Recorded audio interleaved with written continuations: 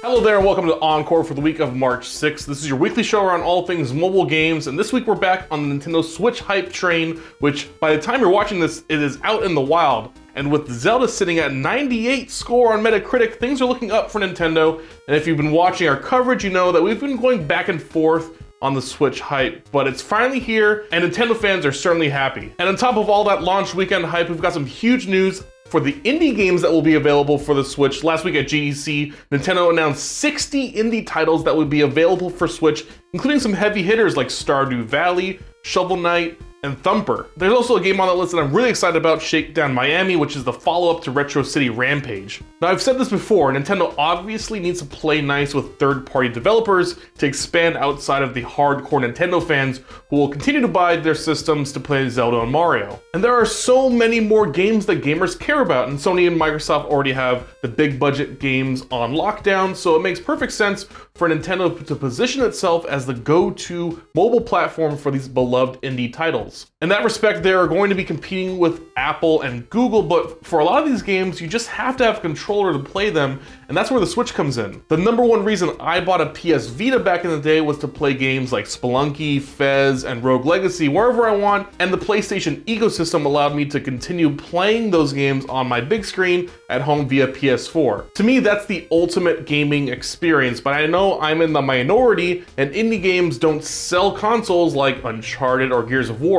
So these 60 indie games doesn't mean instant success for Nintendo, but I think it at least covers a niche that is lacking right now, which is the killer indie game console that you can take everywhere. So I think this is huge news, and I'm looking forward to seeing what indie titles are coming to the Switch in the future. Also, some other big news coming out of GDC, Epic Games announced Battle Breakers, a new Unreal Engine 4 powered role-playing game that features cross-platform play on Android, iOS, and PC. This game takes the turn-based gameplay of Pokemon and merges it with elements of brick-breaking puzzle games like Bejeweled. Early users who were sent a beta version or played it at GDC says it's visually captivating, and you can clearly see that Unreal Engine shine in the trailer. The game's creative director, Donald Mustard, had this to say about the game. The team at Epic had this crazy idea that if we combined our passion for zany 80s morning cartoons with our obsession for tactical turn-based RPGs, we might just create something awesome and unique. Best part of this is that it will be free, no word on when it'll be launching, but it's already out on soft launch in the Philippines, so we can expect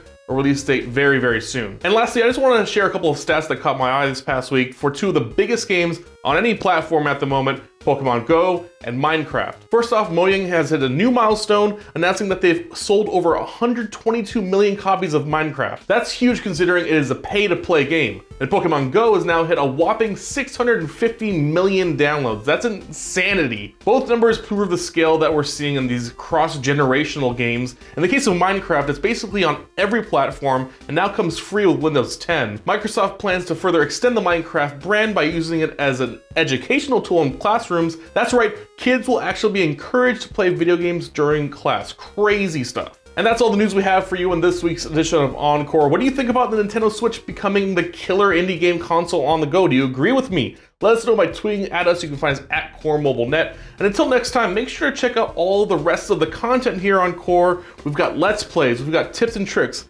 live streams from all of your favorite streamers. Check it out, and we'll see you next time on Core.